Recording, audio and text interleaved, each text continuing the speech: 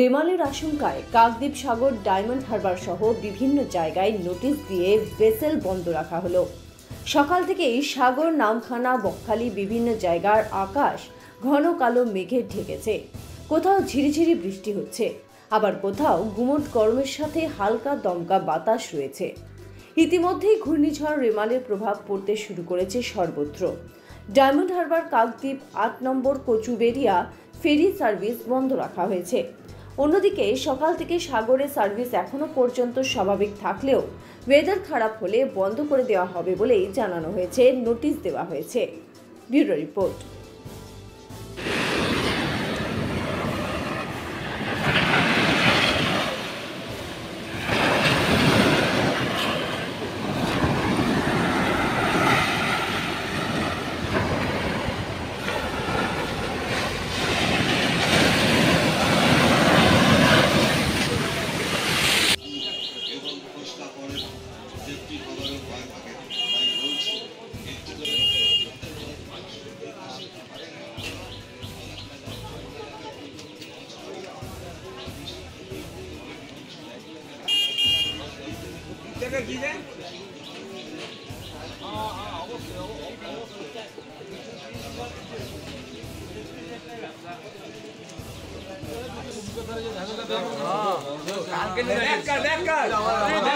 সামনে